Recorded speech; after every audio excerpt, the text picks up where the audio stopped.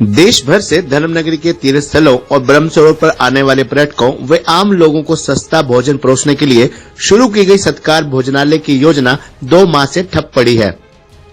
ब्रह्म सरोवर के तट पर रोड धर्मशाला के सामने मुख्यमंत्री मनोहर लाल ने पर्यटकों के लिए भोजन की बेहतर और सस्ती व्यवस्था के दावे के साथ वर्ष 2015 में इसका शुभारंभ किया था। सत्कार भोजनालय जब शुरू किया गया तो इसमें 20 रुपए में नाश्ते और 25 रुपए में दोपहर व रात का खाना मिलता था। इस खाने में रोटी, सब्जी, दाल और चावल शामिल होते थे। शुरुआत में सत्कार भोजनालय को बिना किसी शुल्क के संचालित करने के लिए फर्म को दिया गया।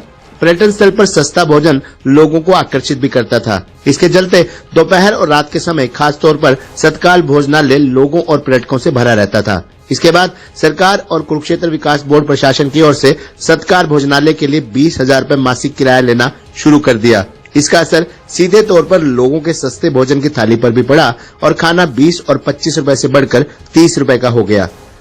सत्कार भोजनालय को चलाने वाली फर्म के संचालक के अनुसार उनकी फर्म का टेंडर 6 दिसंबर को खत्म हो चुका है। इसके बाद दोबारा कुरुक्षेत्र विकास बोर्ड की ओर से टेंडर नहीं निकाला गया।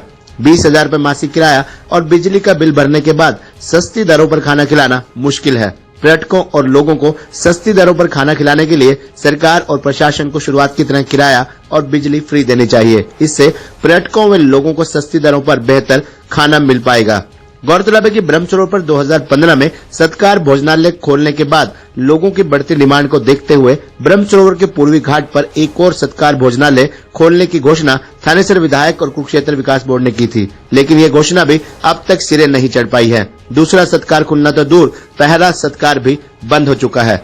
वहीं कुरुक्षेत्र विकास बोर्ड के मानव सचिव मदन मोहन छाबड़ा ने मीडिया को दी जानकारी के अनुसार सत्कार भोजनालय के माध्यम से पर्यटकों के साथ विभिन्न धर्मशालाओं में रह रहे विद्यार्थियों को भी घर जैसा खाना सस्ती दरों पर उपलब्ध होता था। जल्द से जल्द भोजनालय का टेंडर करवाने के निर्देश संबंधित अधिकारियों को दिए जाएंगे ताकि जल्द पर्यटकों व लोगों को सत्कार भोजनालय में खाना उपलब्ध हो सके। सरकार की ओर से सत्कार भोजनालय की योजना पर्यटकों को बेहतर और सस्ता भोजन तीर्थ स्थल पर ही उपलब्ध करवाने के लिए बनाई गई थी।